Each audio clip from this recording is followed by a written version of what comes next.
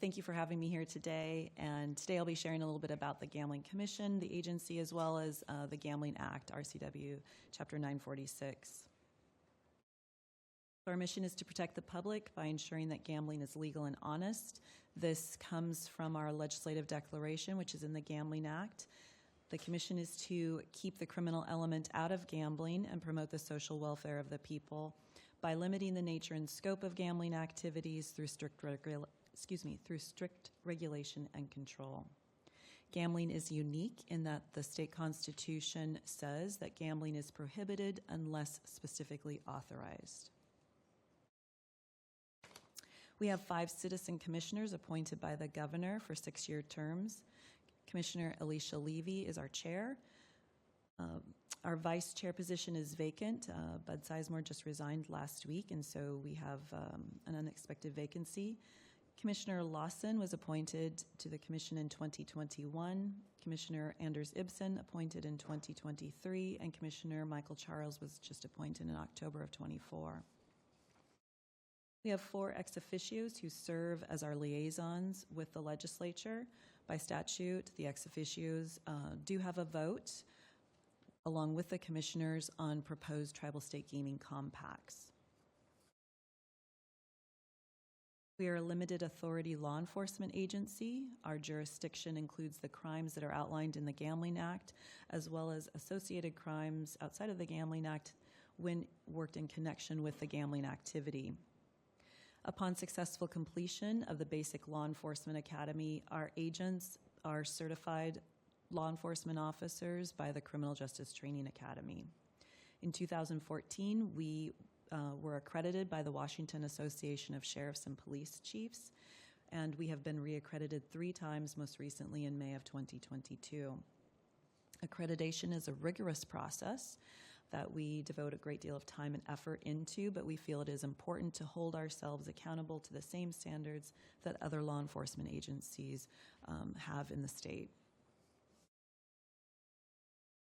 We are a non-appropriated agency. Approximately 75% of our funding comes from our licensees, and 25% then comes from the tribal cost reimbursements. We have spent a number of years setting aside some of our funds over the years to replace our legacy IT systems that we rely on to conduct business. But because we do not get general funds, we've had to set this money aside over a period of time. So our fund balance, if you were just to look at it, looks a little high right now. But please remember that we have plans to spend it. We have been working diligently over the last few years because we understand the importance of getting this right the first time. We are a WATEC oversight project, but we have now contracted with an implementer, decided on a product, and we hope to launch next year. So those funds will definitely be spent within the next year. Getting to the gambling activities. To conduct licensed and unlicensed gambling activities, charitable nonprofit organizations must meet the definition of such under the Gambling Act. And the reason for this is to make sure that a nonprofit is not organized and operating solely for the purposes of operating a gambling activity. Charitable nonprofit organizations can get a license to conduct social card games, punchboard pull tabs, bingo, amusement games, raffles, and fundraising events. Raffles tend to be the more prevalent activity that nonprofits offer, and so I'm just going to take a few minutes to delve into this just a little bit more.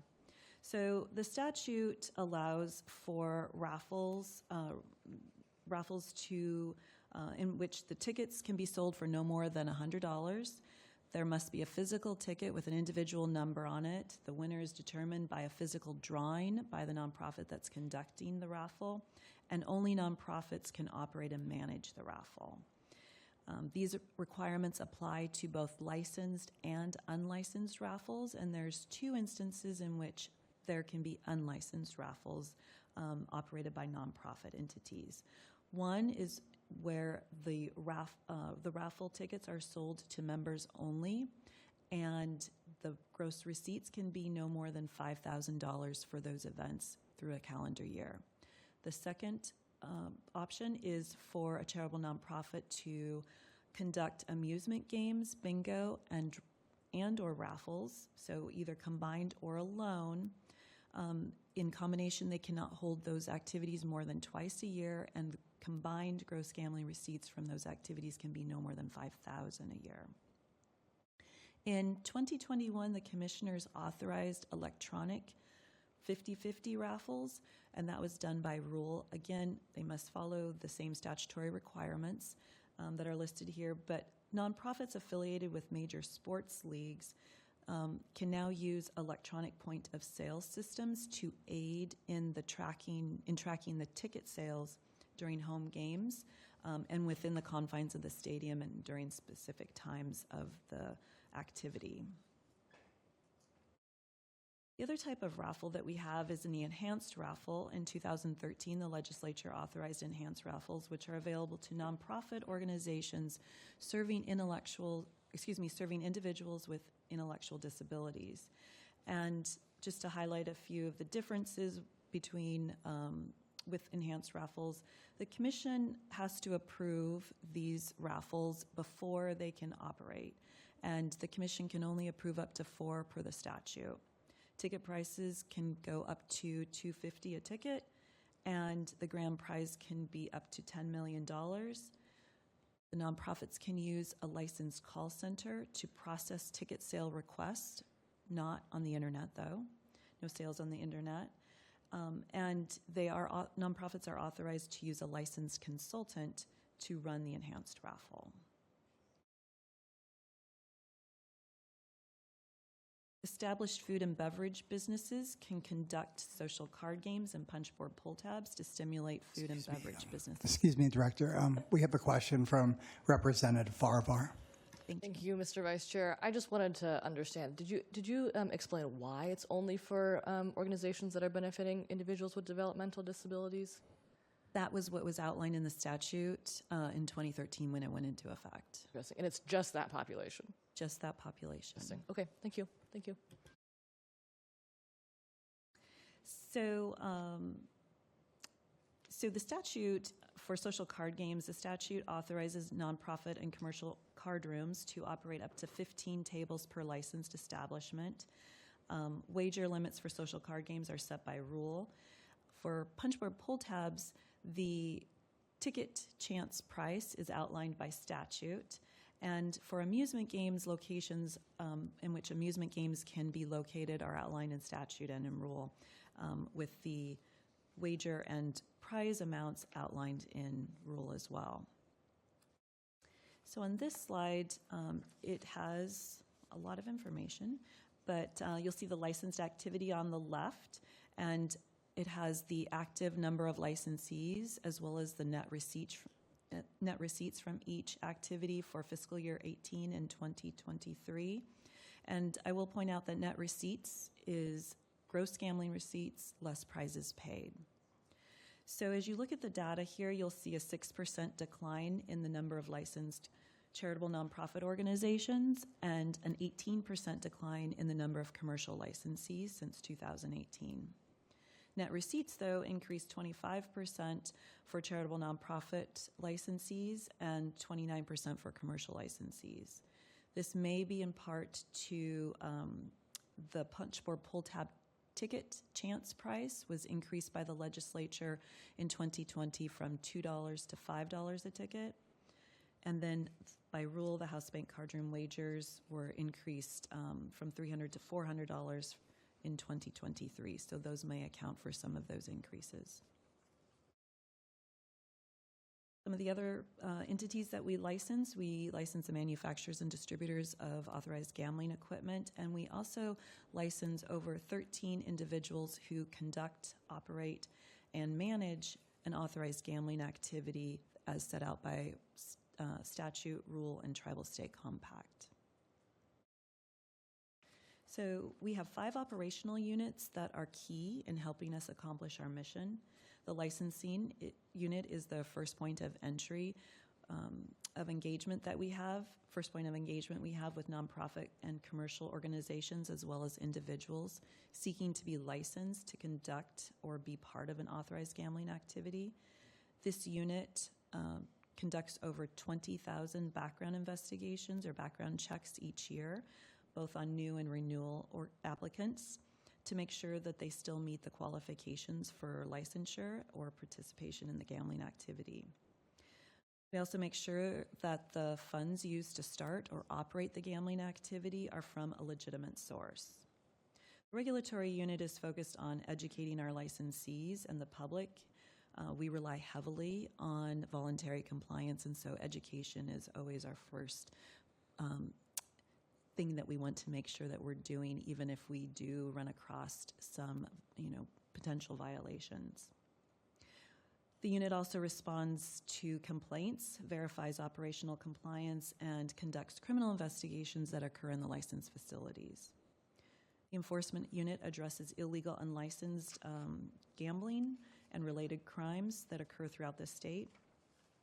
Electronic Gaming Lab reviews and approves gambling equipment used in the charitable nonprofit organizations as well as the commercial entities before being allowed to operate in the state. And then the tribal gaming unit works in concert with our tribal gaming partners to ensure compliance with the tribal state compacts. So these are some of the criminal investigations that we conduct that are associated with licensed and unlicensed activities: cheating, professional gambling, ownership of illegal devices, ownership of illegal gambling devices, conducting an activity without a license, and transmitting gambling information over the internet are some of the crimes that are found in the Gambling Act. As I mentioned earlier, we have the authority to investigate crimes associated with the gambling activity, such as theft of gambling funds, money laundering, and structuring. So one thing to keep in mind is that card rooms and casinos are classified as money service businesses under Title 31, the Bank Secrecy Act. So they must follow the federal regulatory requirements to detect money laundering. An activity that has recently escalated over the years is thefts in parking lots where patrons are followed out to their cars and robbed at gunpoint or followed home. We also have had a number of armed robberies that have occurred at our card rooms and casinos. And the pictures at the bottom of the screen are from an investigation that was done in 2021 in regards to an illegal pull-tab game that was being operated on Facebook. There were 3 Washington residents that were running live pull-tab sales online. And we worked with those 3 individuals and educated them about why the activity was illegal, and then they did help and cooperate with us in investigating the manufacturer and the distributor of who was providing them with these pull tabs. So there are other frequent types of, these are some other frequent types of offenses that we investigate. The pictures are from an illegal horse race in which wagering was occurring. And we're also called upon to assist by federal, state, and local agencies because of our expertise in gambling, to assist with their investigations that may have a gambling component. So some examples: we work closely with animal control agencies throughout the state on animal fighting and complaints and investigations. We also receive referrals from Adult Protective Services of vulnerable adults being victimized by their guardians who use their funds to gamble. The Indian Gaming Regulatory Act went into effect in 1988, and the state entered into the first Tribal State Gaming Compact in 1991. Today, 29 federally recognized tribes in Washington have Tribal State Gaming Compacts. 23 tribes are currently operating 29 gaming facilities. The Indian Gaming Regulatory Act allows tribes to negotiate gambling activities authorized within the state for any person, for any purpose.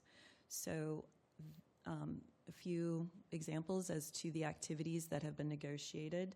The tribal lottery system is based off of the Lottery Commission's electronic scratch tickets. Roulette and craps were negotiated because they are authorized activities under the Gambling Act for fundraising events that can be held by nonprofit entities. off-track betting is authorized under the Horse Racing Commission statutes. As an aside, in 2020, the legislature authorized sports wagering to tribes through compact amendments. Authorization includes on-premise mobile wagering. There are 18 tribes offering sports wagering at this time, and 4 offer on-site mobile wagering. This is a flow chart that outlines the compact amendment process. So the statute authorizes the director to negotiate on behalf of the state with input from policymakers. Once the tribe and the state reach tentative agreement, by statute, we must give notice to the legislative committee chairs, and they must hold a public hearing. So depending on whether it is noticed during legislative session, that dictates the timelines. If legislative session is going on during the tentative notice, then the committee has 45 days in which to hold the hearing. Otherwise, the hearing must be held within 30 days. Following that, the Gambling Commission then holds a public hearing during the regularly scheduled monthly meeting. The 4 ex officios and the commissioners then take public comment and vote whether to send the amendment back to the director for further negotiation or to forward to the governor for review and signature. The tribe then forwards the document to the Department of Interior's Office of Indian Gaming, who can then take action, and if approved, the amendment then becomes effective only upon filing in the Federal Register. So this shows the overall net gambling receipts of all gambling activities within the state for fiscal year 24. So this includes net gambling receipts. Again, that's gross less prizes paid from Class 3 gaming, licensed charitable nonprofit, and commercial gambling from our licensees, net receipts from the Horse Racing Commission, as well as net receipts from the Lottery Commission. Overall, in 2024, net gambling receipts were $3.95 billion. And the Gambling Act also requires all licensed locations to put informational signs in their facilities that contain the toll-free helpline number for problem gambling. And we do provide these signs. This is one of our new signs we just had made with the help of Evergreen Council on Problem Gambling. So we'll be distributing these soon. We also are required under statute to offer a statewide self-exclusion program. And so May of 2022, we implemented a statewide self-exclusion program that allows individuals to voluntarily exclude themselves from gambling at house bank card rooms by submitting just one form, rather than them having to go to all the facilities. And we, at this time, have about 1,100 individuals registered, so that's exciting. So that's all I have for you today. Any further questions? Representative Chase. Thank you, Vice Chair. So you had the pie chart of all the commercial, tribal, whatever, and those are all profits from gambling? Those are the net receipts. So, yeah, money's, so the original wager, less prizes paid. So then, and those are taxed then? Yes. Kind of tax, or is it like a sales tax or a B&O tax? It is set out in statute how much the local jurisdictions can tax. And then the Department of Revenue in B&O has also does tax those at various levels. I can't recall all of those contests of chance. I think. But there's like a local tax and a Department of Revenue tax? Yes, yes. Is that like a special category tax? I believe it falls under the contest of chance. Well, yeah, but I mean, is it, what do they call that? Like I said, a sales tax or a B&O tax. Is there like a gambling tax denomination? Or? That's okay. I'm just- I believe so. Municipalities and maybe counties have the authority to levy a special tax on gambling establishments. kind of another follow-up Yes, question. go ahead. Where do those proceeds, where does the taxes derived from that go to? What programs? Do you know? I don't know. So I do know that in the Gambling Act, I believe, I think it's 946-110 outlines the maximum levels that the local jurisdictions can tax and how they can tax on the gambling activities. Outside of that, in terms of the Department of Revenue's B&O tax, I'm not familiar with all the details in regards to that. We do not get any funding from any of those monies. I saw you got 75% from Is one category and 25% maybe from another. about of your budget. 75% of our revenues come from our licensees, applicants, application Pretty new fees. to this, so I'm asking Oh. very elementary questions. It's but all good. Thank you, Tina. Yes, you're welcome. Thank you. Thank you. Are there any other questions? Or okay, I have one. You had a slide that talked about dog fighting or animal fighting, and I was wondering if the dog fighting does seem to come into the news along with cockfighting. So I was just wondering if you could tell us a little bit more about your investigations or work on task forces involving dog fighting and cockfighting. Yes, in fact, the commissioners just, there's a bill for this session, and I'm unfamiliar with the number, but there is another bill this session that's actually being run to increase the penalties for animal fighting, and the commissioners at their meeting last week did vote to support that bill. But this is something, animal fighting is certainly very prevalent in Washington. And we have worked on various task forces. We have worked with many of the animal control facilities too. We do receive complaints of a number of, usually with cockfighting, there's a number of roosters that are being tethered, and even with dog fighting, they are given injections and medications, steroids to inhibit them in terms of facilitate the fighting.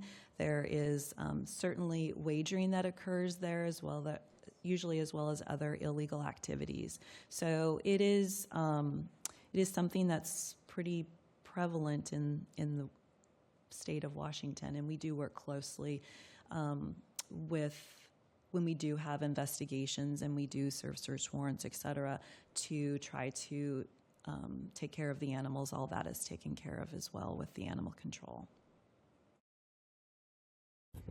Thank you very much for your presentation and for all the good work that you do. I'm glad to have known you for quite some time now, and thank you again for coming here. Thank you.